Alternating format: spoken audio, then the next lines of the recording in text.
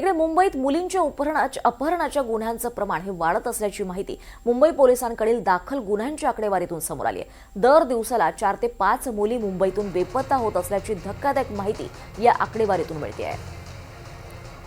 अधिक माहिती घेऊयात आमच्या प्रतिनिधी जुई जाधव यांच्याकडून। जुई, मुंबईमध्ये मुलींच्या अपहरणाच्या गुन्ह्यांचं प्रमाण वाढत असल्याचं कळत आहे, काय अधिक माहिती समोर येते आकडेवारीवरून?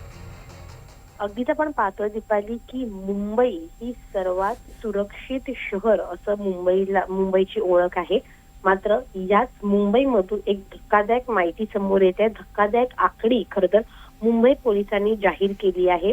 ही माहिती आणि आकडेवारी म्हणजे की दिवसाला 4 ते 5 मुली शहरातून गायब म्हणजे बेपत्ता होत असल्याची आकडेवारी आणि माहिती समोर आली आहे। म्हणजेच दर महिन्याला या गुन्ह्यांचा जो आकडा आहे तो जवळपास 1,500च्या वर गेला आहे। आपण जर पाहिलं तर मग मुंबई ही एक मायानगरी आहे, मात्र याच मुंबईत मायानगरीमध्ये मुलींच्या अपहरणाच्या गुन्ह्यांचे प्रमाण वाढत असल्याचे देखील पोलीस खात्याने आता जाहीर केले आहे। जर आपण पाहिलं तर मग यापैकी आपण जर पाहिलं तर मग मुलींच्या अपहरणाचे जवळपास 136 गुन्हे ऑक्टोबर महिन्यात नोंद झाले असून त्यापैकी 102 गुन्ह्यांचा उलगडा देखील झाला आहे।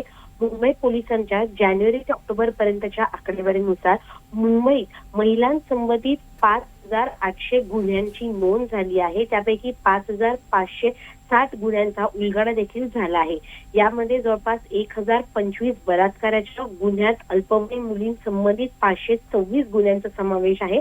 तर दुसरीकडे अल्पवयीन मुलींच्या अपहरणाचे 1,180 गुन्हे दाखल झाले असून तपास सुरू आहे। यात जानेवारी महिन्यात 126 गुन्हे नोंद झाले होते। त्यानंतर मार्च, ऑगस्ट आणि ऑक्टोबर मध्ये हा आकडा 136च्या वर गेला आहे।